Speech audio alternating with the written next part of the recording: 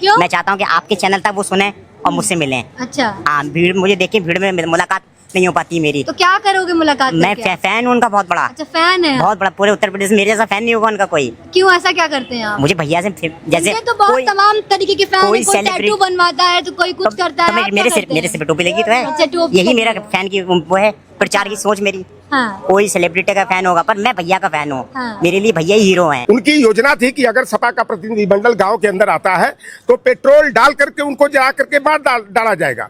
अब वहां पर पुलिस प्रशासन के सामने जिस तरह से उस गांव का जो प्रधान प्रतिनिधि है आशु सिंह पूरी तरह से दबंगई कर रहा है और उस गांव का जो प्रधान प्रतिनिधि है वह ईंट पत्थर मार रहा है और पुलिस उन पर FIR दर्ज न करके जो सपा के नेता वहां पर गए थे प्रतिनिधिमंडल में या जो नहीं गए थे चिन्हित कर करके लोगों के ऊपर 307 का मुकदमा, ये ईटा पत्थर के शिकार भी हुए और 307 का मुकदमा भी कायम किया गया।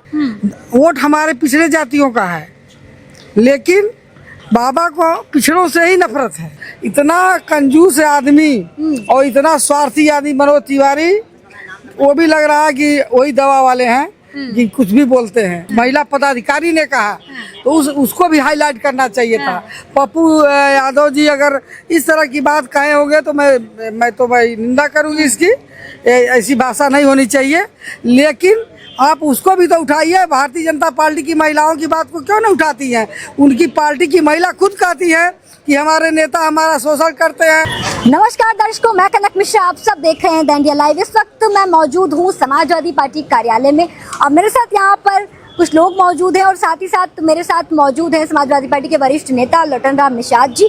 तो आइए आज हम कुछ अहम मुद्दों पर बातचीत करते हैं। सर, आज PC हुई थी तो क्या कुछ मुद्दा उठाया अखिलेश यादव? देखिए, मेन रूप से यह मुद्दा जो था, गाजीपुर का एक घटना हुआ, निशा विश्वकर्मा नाम की लड़की की संदिग्ध परिस्थितियों में मौत होती है। वहां पर कुछ यूट्यूबर जाते हैं समाचार कवरेज करने के लिए, उनके साथ बदतमीजी किया जाता है, पुलिसिया जोर जुल्म और अत्याचार ढाया जा रहा है। जब समाजवादी पार्टी के राष्ट्रीय अध्यक्ष जी ने एक डेलीगेशन भेजा वहां पर और प्री प्लान योजना के तहत सामंती का लीजिए एक जाति विशेष के और विशेष मुख्यमंत्री के जाति के हैं, वहाँ के जो गांव हैं जैसे जमुगांव है, गोसंदेपुर है, दीनापुर है, कटरिया है, मैनपुर है, गौतम पट्टी करंडा है, लीलापुर है, लक्ष्मणपुर, मेदिनीपुर के जो है कि सामंती प्रवृत्ति के लफंगे किस्म के जो है कि ठाकुर दहशतगर्दों ने छतों पर ईंट रख करके, यहाँ तक कि उनकी योजना थी कि अगर सपा का प्रतिनिधिमंडल गांव के अंदर आता है तो पेट्रोल डाल करके उनको जला करके मार डाला जाएगा। अब वहां पर पुलिस प्रशासन के सामने जिस तरह से उस गांव का जो प्रधान प्रतिनिधि है आशु सिंह पूरी तरह से दबंगई कर रहा है और उस गांव का जो प्रधान प्रतिनिधि है वह ईंट पत्थर मार रहा है और पुलिस उन पर FIR दर्ज न करके जो सपा के नेता वहां पर गए थे प्रतिनिधिमंडल में या जो नहीं गए थे चिन्हित कर करके लोगों के ऊपर 307 का मुकदमा, ये ईटा पत्थर के शिकार भी हुए और 307 का मुकदमा भी कायम किया गया। तो इस समय उत्तर प्रदेश में जो हालात चल रहे हैं, एक तरफ भाजपा बेटी बचाओ बेटी पढ़ाओ का नारा देती है, दूसरी तरफ आए दिन बेटियों की इज्जत आबरू लूटी जा रही है, रेप के बाद उनकी हत्या कर दी जा रही है। एक कुशवाहा समाज की बेटी आप देख लीजिए, हरदोई में कल वहां प्रतिनिधिमंडल जा रहा था, पुलिस गांव में जाने नहीं दिया, सड़क पर ही रोक लिया। तो यानी कि अत्याचार भी ये कर रहे हैं और पुलिस उल्टे जो पीड़ित लोग हैं उन्हीं को जो है परेशान करने का काम किया जा रहा है। आज समाजवादी पार्टी के राष्ट्रीय अध्यक्ष माननीय अखिलेश यादव जी ने कहा ऐसे लोगों के साथ समय आने पर जो है कि सठे साठ्यम समाचरेत, जो बोएंगे वो काटेंगे। तो इनके जाने का समय आ गया है। कहा जाता है हमारे गांव गिराव में कि दिया जब बुझना होता है ना तो भभकता ज्यादा है और इसमें योगी आदित्यनाथ पूरी तरह से ठाकुरवाद को बढ़ावा देने का काम कर रहे हैं और ठाकुर जाति के जो सामंती प्रवृत्ति वाले लोग हैं, सभी ठाकुर नहीं है कि गुनाहगार हैं, ठाकुर में भी तमाम लोग हैं, न्यायिक चरित्र के हैं, लेकिन इस समय सरकार का संरक्षण प्राप्त करके योगी आदित्यनाथ के बिरादरी के लोग जो है बंगाल में तो गए बाबा और वहाँ पे जो है बड़े बड़े बयान दे रहे हैं, कह रहे हैं कि उत्तर प्रदेश जैसा हम बंगाल बना देंगे। कह रहे हैं कि जो मुस्लिम समाज बयान देता था, उलझुल बयान देता है, उन मुस्लिमों को हम उनसे हम झाड़ू लगवाएंगे बंगाल में? देखिए, अब झाड़ू कौन लगाएगा, समय का इंतजार जनता उत्तर प्रदेश की कर रही है कि जहां से आए हैं वहीं चले जाएंगे। और इनको पढ़ाई लिखाई का देखिए, इनका स्तर देख लीजिए कि कितना पढ़े लिखे हैं। एक बच्चे से भी पूछ लेंगी कि तुम मुझे खून दो, मैं तुम्हें आजादी दूंगा, एक बच्चा भी बता देगा कि सुभाष चंद्र बोस का यह नारा था। वहां जाके बता रहे हैं, किसी दूसरे का नारा बता रहे हैं। तो इनके यही तो इनका स्तर है। स्वामी विवेकानंद जी ने को कह दे रहे हैं कि वो बयान दिए थे, तो यह तो अब उनका जो है ना कि इस समय मेंटल डिस्टर्बेंस हो गया है। बंगाल से दीदी जा रही हैं और अमित शाह का एक बयान वायरल हो रहा है कि दीदी ओ दीदी करके स्टेज से बुला रहे हैं।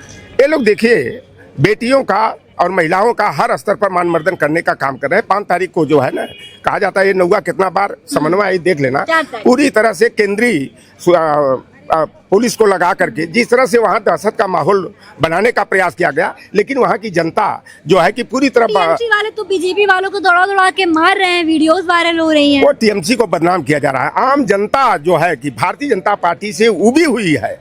भारतीय जनता पार्टी जो कहती है, अरे जहाँ सरकार बनी वहाँ महिलाओं को 3000 दे ना, कोई रोक रहा है? उत्तर प्रदेश में दे, राजस्थान में दे, मध्य प्रदेश में दे, छत्तीसगढ़, झारखंड, दिल्ली में दे, हरियाणा में दे। जहाँ सरकार है वहाँ नहीं देंगे, और वहां जाके वादा कर रहे हैं कि महिलाओं के खाते में हर महीने जो है 3000 देंगे। तो यह पूरी तरह से बेवकूफ बनाने का काम कर रहे हैं। जैसे बिहार में इन्होंने चस्का लग गया है ना, 10,000 रुपया महिलाओं के खाते में भेज दिए, अब बाद में जो है कि जनधन खाता वालों को नोटिस जारी कर दिए। और अमित शाह ने कहा कि यह महिलाओं की मदद के लिए थोड़ा दिया गया था, यह तो महिलाओं को रोजगार के लिए जो है कि 10,000 रुपया दिया गया था। तो यह जनता जो है ना कि अब भारतीय जनता पार्टी से पूरी तरह उब गई है। छात्र, नौजवान, किसान, सारे लोग परेशान हाल हैं, आम नागरिक भी परेशान है।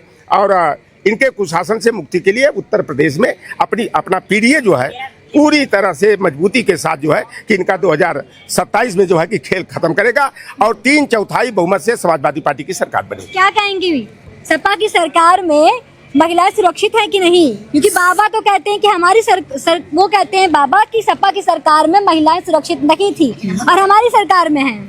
देखिए, बाबा का भी आपने एक भाषण सुना होगा, कह रहे थे कि विवेकानंद ने कहा कि तुम मुझे खून दो, मैं तुम्हें आजादी दूंगा। तो बाबा की बात का क्या कहना, बाबा तो कुछ भी बोलते थे।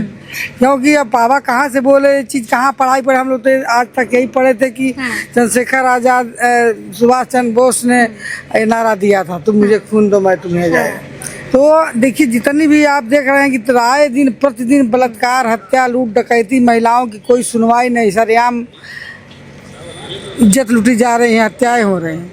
तो बाबा कहने का मतलब यह है कि बाबा को इतना चिढ़ है समाजवादी पार्टी माननीय अखिलेश यादव जी से कि अगर उपाय तो उनका बस चले तो एकदम निकल जाए, इतना नफरत है।